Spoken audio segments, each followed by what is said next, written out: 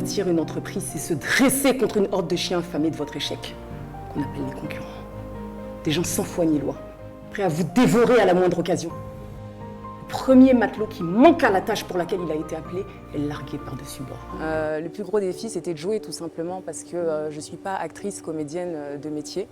Je suis tombée par là par la force des choses, la vie, on va dire. Pour quelqu'un qui s'essaie à sa première fois, je trouve qu'elle a donné le maximum possible, je pense. Et elle était très intense. Pour un rôle comme le sien, qui faisait appel à beaucoup d'émotions, à beaucoup de changements d'émotions, surtout pour quelqu'un qui est nouvelle dans le milieu, je pense qu'elle a super bien assuré. Elle aurait déjà campé des rôles avant ce film. J'aurais dit, ouais, l'expérience permet. Mais vous voyez, avec cette jeune dame, je pense que beaucoup doivent comprendre que être acteur aussi, c'est de bénéficier d'un talent que Dieu pose. Ok, maintenant tu sors. Et elle nous a tout simplement éblouis sur le plateau. Il faut savoir que Manuela n'est pas actrice de formation, mais c'était comme si la série en fait avait été écrite en fonction de ce qu'elle vivait à ce moment précis du tournage. Et moi particulièrement, ça m'a émue parce qu'il y avait des scènes vraiment très fortes, riches en émotions.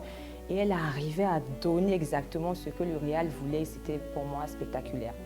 Vous pouvez aller dans toutes les écoles. Mais si on n'a pas posé en vous le transcendantal, le grand barbu n'a pas posé en vous le talent, ne venez pas au cinéma. C'est ce que vous allez voir avec Manuela Pocosi. C'est ce que vous allez voir avec Blanche Guité. Je suis vraiment timide à la base. Mais le personnage que j'ai incarné, qui est Ferima, m'a permis de me découvrir et de vaincre ma timidité parce qu'il y avait quand même des scènes très osées. Une fois que la scène est terminée, le cinéma c'est aussi ça. Il faut être capable de remballer tout ça, de ranger tout ça et de se dire on passe à la séquence suivante. Et ça n'a pas été évident. Mais j'ai eu, je ne vais pas les appeler des collègues parce qu'ils ont été bien plus que ça. Je vais parler même d'Ange Gardien. Le réal, le premier, qui a été la raison pour laquelle je me suis engagée les deux pieds dedans. De toute façon, ça aurait pas été possible sans Stéphane Zabavi et Guy Calou. Et je rajouterais même Elisabeth Tagro. Waouh, Mamoun, je te dis en dernier, mais tu es la première dans mon cœur, tu le sais. Car ce qu'il promet, mon frère, ma soeur n'est jamais prêt. Toujours fidèle et son chemin sur terre. Même si les choses semblent n'aboutir à rien.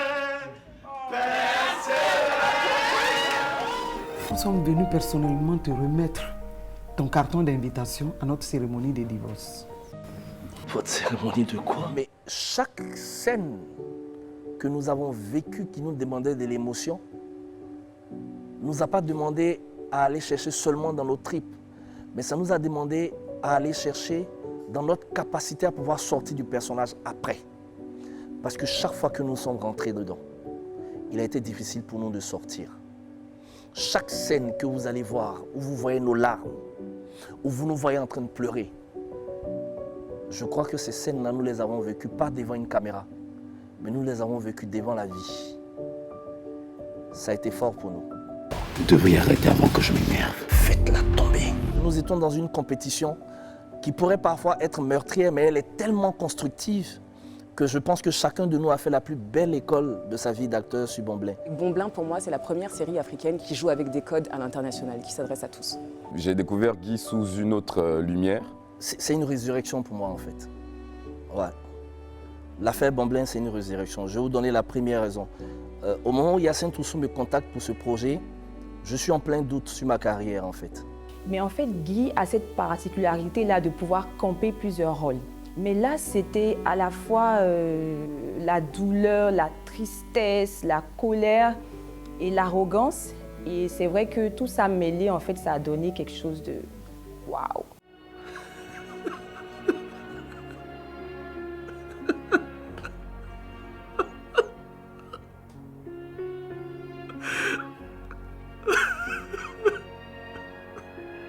Elle m'a totalement anéanti.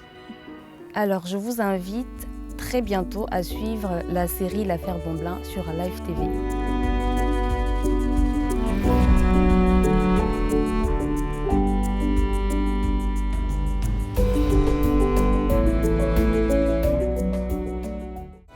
votre série événement, l'affaire Bonblin, tous les dimanches à partir du 4 juin sur Live TV et 48 heures avant sur la TV d'Orange.